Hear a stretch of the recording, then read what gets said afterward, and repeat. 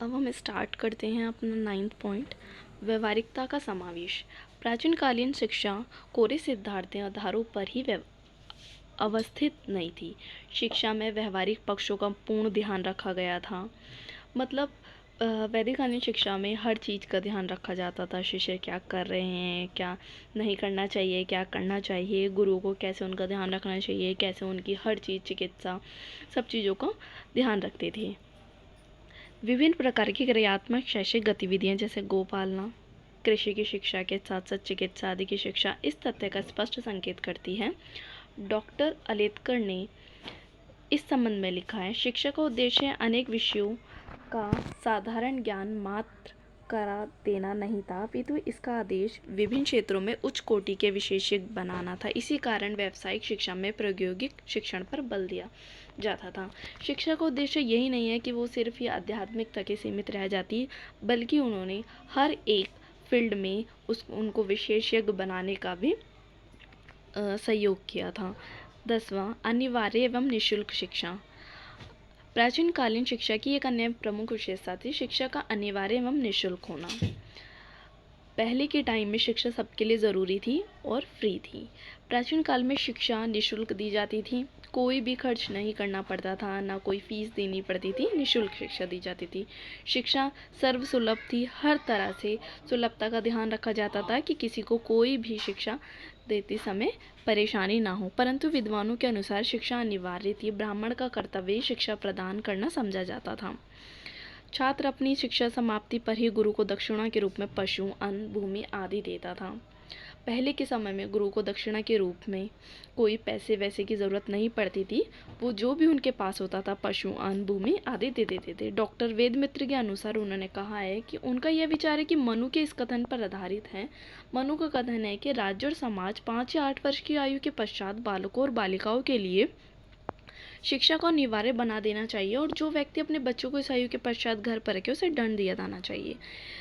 पहले के टाइम में कुछ चीज़ों के लिए बहुत ही स्ट्रिक्ट सब चीज़ें बना दी गई थी कि 5 से 8 वर्ष की आयु के बालकों और बालिकाओं के लिए शिक्षा अनिवार्य है, नहीं तो उन्हें पनिश किया जाएगा। 11वां पॉइंट, शिक्षा के उद्देश्य हैं। प्राचीन कालीन शिक्षा का उद्देश्य चरित्र का निर्माण करना, धार्मिकता, आध्यात्मिक आदि पर आधारित भावनाओं को विकास करना था।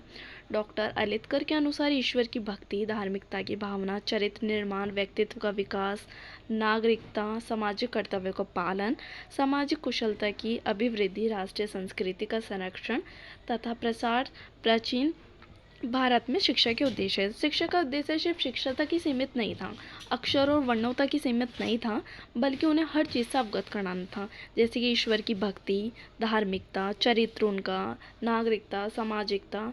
ऐसा ना हो कि शिक्षा ग्रहण करने के साथ साथ वो समाज के कर्तव्यों को भूल जाएं, ये सामाजिक किसी कुशलता में अभिवृद्धि ना दिखाएं।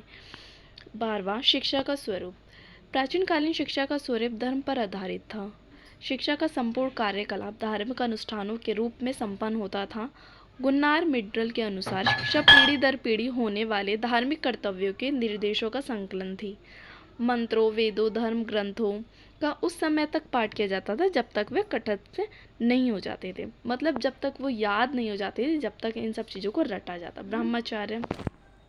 प्राचीन कालीन में प्रत्येक छात्र को जीवन के विशिष्ट भाग में ब्रह्मचर्य का पालन करना पड़ता था।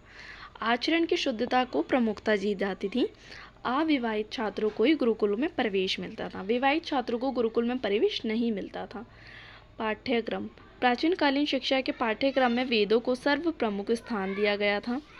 छात्रों को चारों वेदों का अध्ययन कराया जाता था। इसके अतिरिक्त छंद शास्त्र, गणित, तर्क, दर्शन, व्याकरण आदि को भी पाठ्यक्रम में समुचित स्थान दिया गया था। ऐसा नहीं है कि प्राचीन काल की शिक्षा तो सिर्फ वेदों पर आधारित रही, उसके अतिरिक्त गणित, तर्क, दर्शन, व्याकरण आदि भी पढ़ाई जाती थी। परंपरागत अभिवृत्ति पाठ्यक्रम का प्रमुख आधार थी। यज्ञ तथा अन्य संस्कार विधियों का प्रयोगात्मक ज्ञान प्रदान किया जाता था। अपरा विद्या के अंतर्गत इतिहास, ज्योतिषी, गणित, जीव विज्ञान, वनस्पति विज्ञान, भूविज्ञान विद्या, चिकित्सा आदि विषय पढ़ाए जाते थे। शिक्षा का माध्यम संस्कृत भाषा था। संस्कृत का ज्ञान आवश्यक था। संपूर्ण वेदांगों को समझने के लिए तर्कशास्त्र को विशेष महत्व प्रदान प्राप्त था। 15 पॉइंट हम स्टार्ट करते हैं। दंड व्यवस्था। प्राचीन काल की शिक्षा में दंड की आवश्यकता नहीं होती थी, क्योंकि दोनों में ही अनुशासन था, वहाँ पे दंड की आवश्यकता नहीं रहती थी। शारीरिक दंड तो निषेध था, आवश्यकता होने पर गुरु छात्र की शुद्धि के लिए उद्दालक व्रत का पालन करने का दंड देते थे। उद्दालक व्रत में छात्र को लगभग 3 माह अत्यंत अल्पाहार पर रहकर आत्मशुद्धि करनी पड़ती थी। अगर कभी किसी छात्र से गलती हो भी जाती थी तो उसके लिए उद्दालक व्रत करते थे। उद्दालक व्रत वो होता है जिसमें वो 3 माह तक बहुत ही कम भोजन लेकर के अपनी आत्मशुद्धि करते थे। 2 महीने तक जौ के मांड, 1 महीने तक दूध, आधे महीने तक छन्ना, 8 दिन तक व्रत, 6 दिन तक बिना मांगी भिक्षा, 3 दिन तक केवल पानी का सेवन करना पड़ता था, 1 दिन निराहार रहकर गुजारना पड़ता था। नारी शिक्षा। वैदिक काल में नारी शिक्षा को पर्याप्त महत्व दिया गया था। वैदिक काल में महिलाओं को विद्या अध्ययन का पूर्ण अधिकार था। अधिकांशतः माता पिता अथवा कुल पुरोहित लड़कियों को घर पर शिक्षा दिया करते थे। गृहस्थ आश्रम में प्रवेश से पहले तक लड़कियां घर पर अध्ययन करती थीं। परीक्षा प्रणाली।